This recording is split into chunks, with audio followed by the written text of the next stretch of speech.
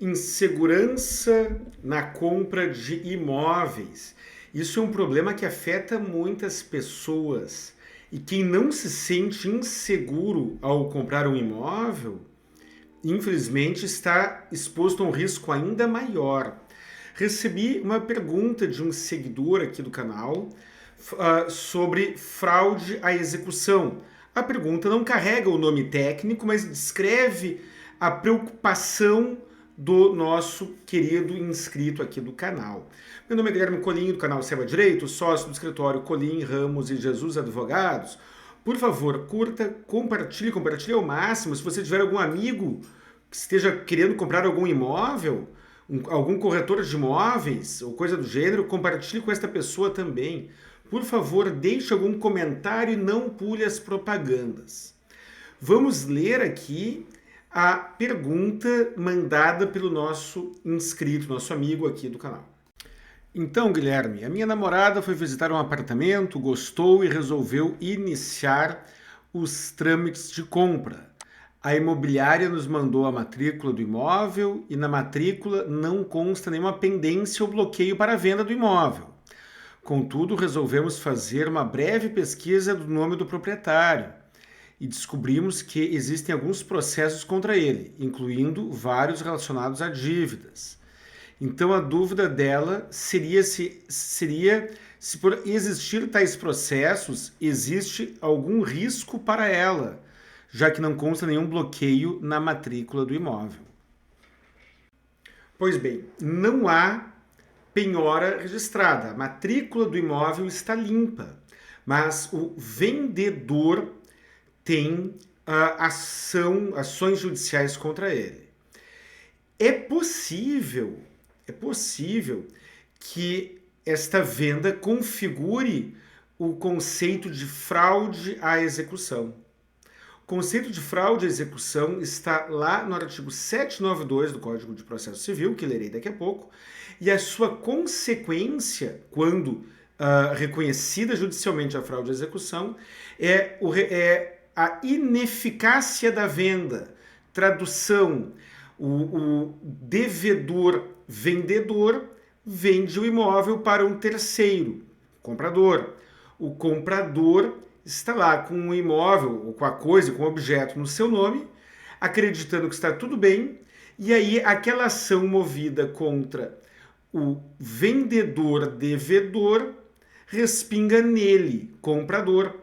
E aquele imóvel que foi vendido em fraude à execução pode ser penhorado mesmo após já estar nas mãos do terceiro comprador. Vamos ler o artigo 792 do Código de Processo Civil. Vamos lá, vamos focar no artigo 792, inciso 4º do Código de Processo Civil. Vamos lá. Artigo 792. A alienação ou oneração de bem é considerada fraude à execução.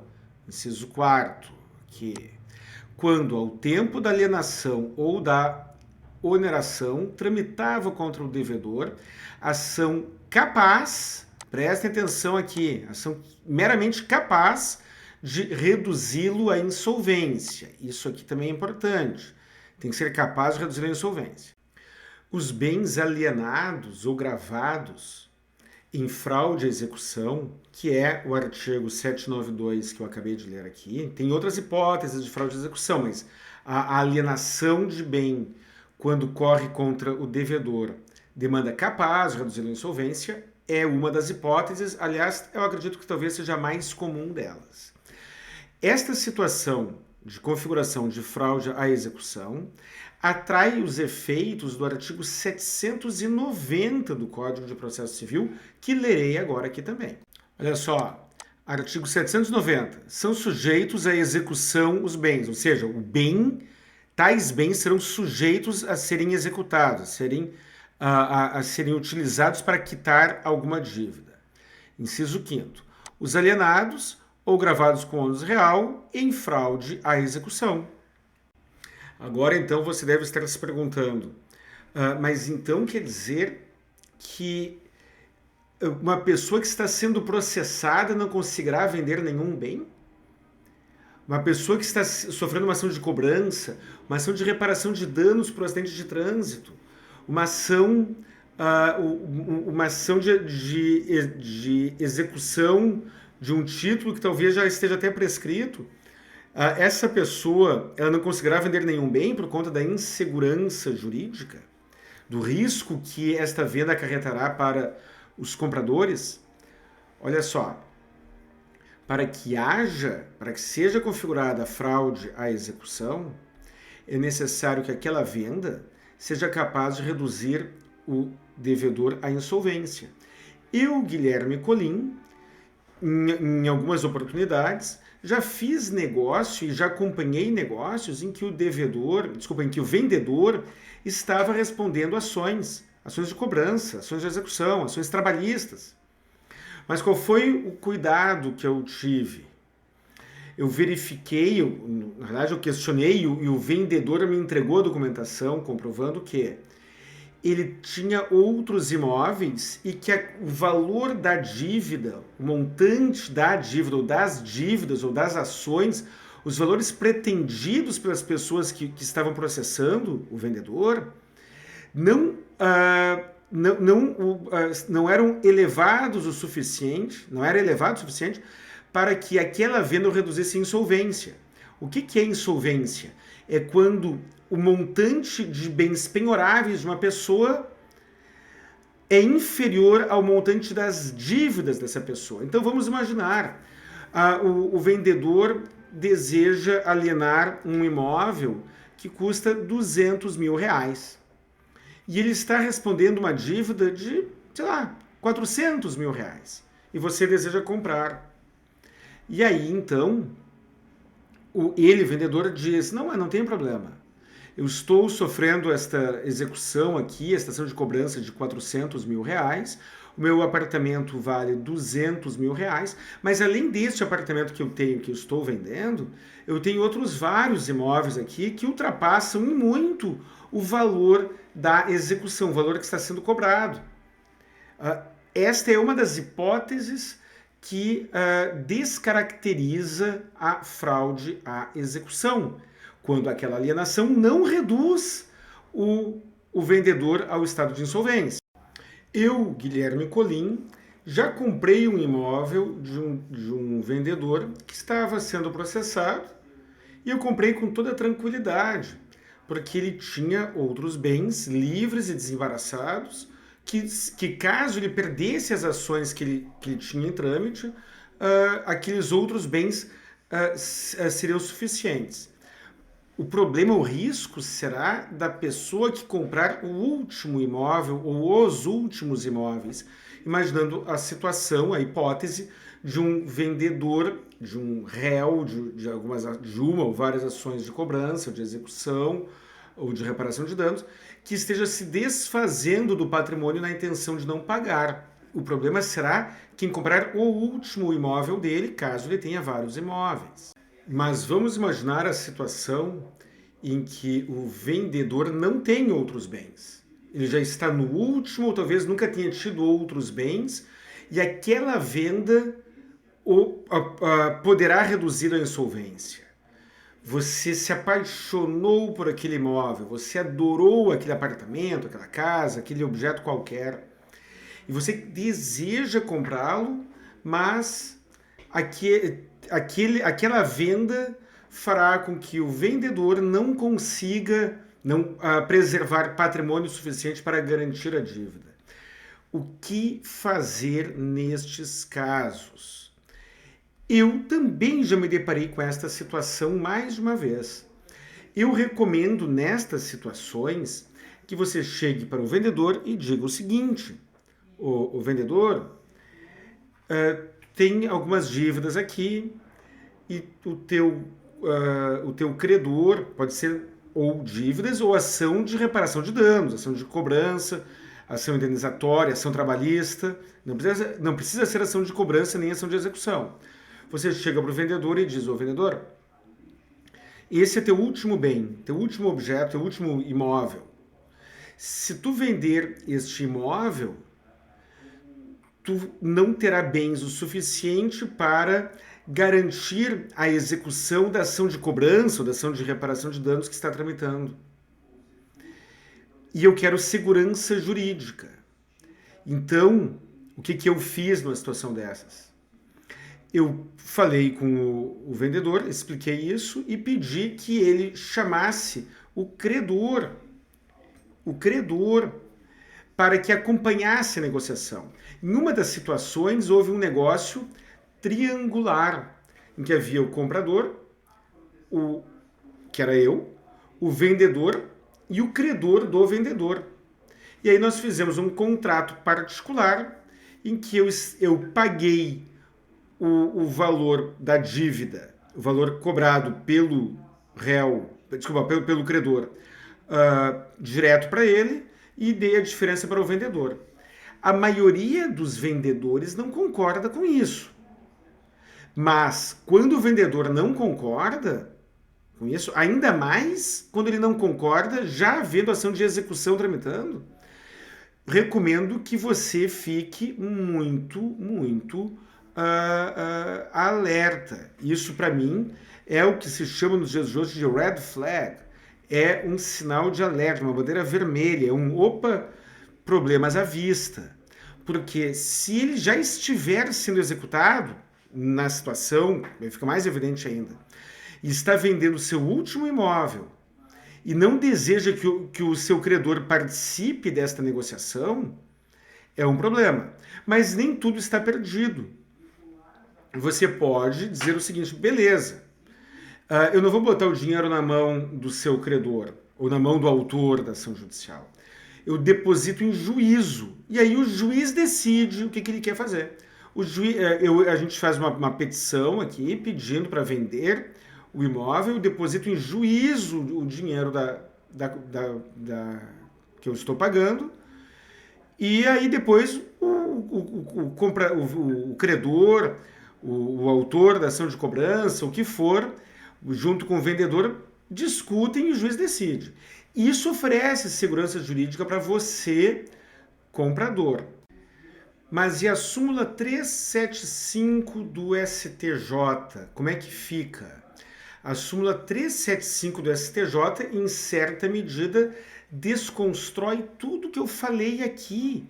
Ela atribui presunção de boa-fé quando o comprador adquire um imóvel de um vendedor que está devendo, mas que não existe naquele imóvel uma averbação de penhora, que aliás é o caso da pergunta original que inspirou todo este vídeo. No Brasil nós temos leis, muitas vezes incoerentes, e nós temos interpretações judiciais que não aplicam o texto legal e geram esta insegurança. A lei diz uma coisa, mas o STJ tem uma súmula que diz o contrário dela. Muito bem, fique atento com isso. Primeiro, a súmula 375 do STJ realmente costuma ser aplicada pelos tribunais. Mas aquela presunção que ela fala é uma presunção relativa, ou seja, ela admite prova em contrário. Quando a lei ou quando o judiciário diz que há uma presunção relativa acerca de tal fato, significa que, na dúvida, será considerado a presença daquele fato.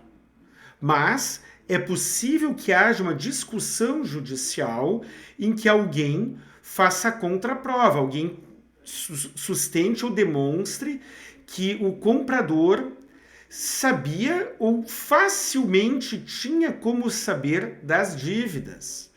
E aí o comprador ele não conseguirá se defender através da súmula 375 do STJ. Será que o sistema bancário, será que o departamento jurídico dos bancos desconhecem a súmula 375 do STJ? Eu acredito que não. Eu acredito que os bancos conheçam a súmula 375 do STJ, assim como conhecem o texto legal. E vamos ver, então, né, quais são os critérios que um banco utiliza para aprovar um financiamento bancário. Para aprovar um financiamento bancário, o banco pede as certidões negativas de ambos, tanto do comprador como do vendedor. Se você estiver sendo executado, estiver respondendo ações judiciais, estiver com títulos protestados, é possível que você não consiga vender um imóvel com financiamento bancário. Não existe nada na lei que obrigue os bancos a utilizarem este ou aquele critério. E é claro, algumas instituições bancárias são mais rigorosas, outras são menos rigorosas. Mas, de um modo geral, é feita esta avaliação, esta análise de crédito do vendedor. Se fosse tão simples assim, tão banal assim, não tem nada registrado, posso comprar de maneira tranquila, posso comprar tranquilamente. Não, se fosse tão simples assim, se não houvesse risco do bem ser penhorado após a venda, provavelmente os bancos, as administradoras de consórcio, não exigiriam as certidões negativas que elas costumam exigir para aprovar o financiamento. Novamente, as negativas do vendedor, além, por óbvio, daquelas do comprador. Mas e se o imóvel for vendido 2 vezes? Vamos lá. O devedor vendeu para uma determinada pessoa e esta determinada pessoa vendeu para outra pessoa que vendeu para outra. Aí eu já estou falando de 3 vezes. Mas não importa. Se o imóvel for vendido 2 vezes, saiu do nome do devedor, foi para alguém, e esse alguém não está sendo processado, e aí este alguém vendeu para outra pessoa. Será que aí o vendedor consegue se desfazer do bem, prejudicar o credor, ou seja, se reduzir a insolvência, não pagar a sua dívida, e ainda assim impedir a penhora daquele imóvel posteriormente, a penhora nas mãos do terceiro? Vamos ler aqui uma decisão recente do Tribunal de Justiça do Rio Grande do Sul. Olha só, isso aqui é um julgado recente, 2023. O que o Tribunal de Justiça do Rio Grande do Sul decidiu? Apelação civil, negócios jurídicos bancários, embargo de terceiro aqui. O comprador entrou com embargo de terceiro para discutir se praticou ou não fraude à execução. Aí, então, o tribunal aqui nesta decisão. Fraude à execução não caracterizada. Aqui o terceiro comprador contratou um advogado para se defender, enfrentou uma ação judicial e obteve sucesso. Não foi caracterizada a fraude à execução. Honorários sucumbenciais, isso aqui é um outro assunto, né? Sentença mantida. No momento da aquisição pela parte embargante apelada, ou seja, embargo de terceiro é o comprador, inexistia a verbação da penhora ou existência da demanda executiva no registro imobiliário. Isso aqui é a redação da súmula 375 do STJ. Motivo pelo qual se fazia necessária a comprovação pelo embargado. Embargado é o credor, de que a embargante, que é a pessoa que comprou o imóvel, sabia ou tinha poderes para saber da existência de ação executiva movida em face da proprietária primitiva do imóvel, em conjunto com seu cônjuge.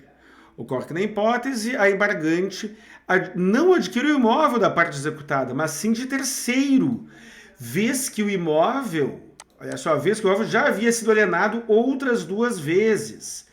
Com efeito, não havia como se exigir que a apelada soubesse ou mesmo fosse buscar saber de demanda executiva movida contra a hora devedora, na medida em que com ela não firmou qualquer negócio jurídico, ao passo que a existência do feito executivo foi averbada na matrícula apenas 8 anos depois da aquisição do bem.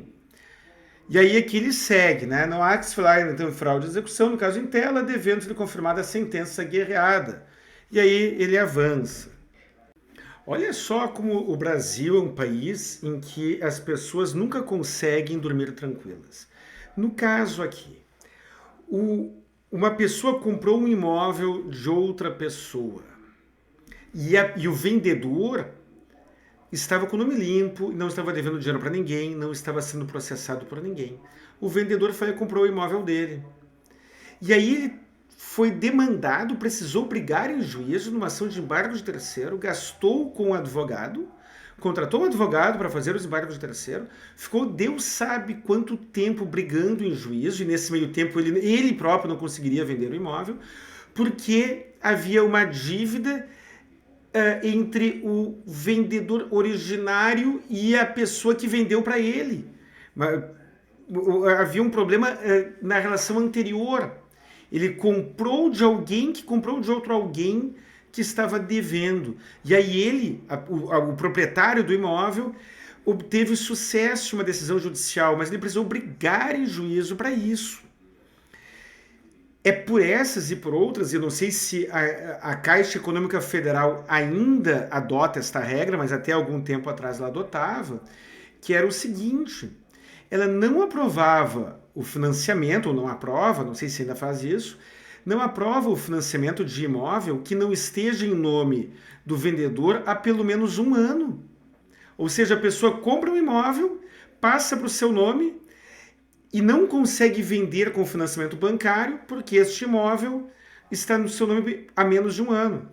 Outra opção seria pegar a matrícula atualizada do imóvel e fazer a investigação de todos os proprietários anteriores. Coisa que ninguém faz. Eu não faço isso quando vou comprar um imóvel. Eu não chego a este ponto. Mesmo sabendo, é casa de ferreiro e espeto de pau, né? Mesmo sabendo que existe esse risco teórico. Uma informação que você deve ter, uma informação muito importante. Segurança jurídica em nível máximo inviabiliza muitos negócios. A nossa legislação é frágil, a nossa jurisprudência não é confiável, porque cada juiz interpreta ali do seu jeito, muitas vezes. Os julgamentos são muitas e muitas vezes com base no entendimento do momento daquele próprio julgador, e aí você não tem segurança jurídica. Infelizmente é isso. Você minimiza a insegurança, você minimiza os riscos se seguir os passos que os bancos utilizam, como mencionei agora há pouco, ou se você for ainda mais rigoroso que eles. Não compre imóveis, digamos que você queira uma blindagem máxima, não compre imóveis de quem esteja sendo processado ou de quem comprou aquele imóvel de outra pessoa que esteja sendo processado. E isso reduz muito o risco, mas não garante, não é risco zero, é risco baixíssimo, mas não é risco zero. Pessoal, o vídeo já ficou bastante longo, deixarei aqui nos cards alguns outros vídeos, aqui alguns links de outros vídeos que são relacionados a este tema. Peço que você, por favor, curta, compartilhe ao máximo, pessoal. Um grande abraço e até o próximo vídeo.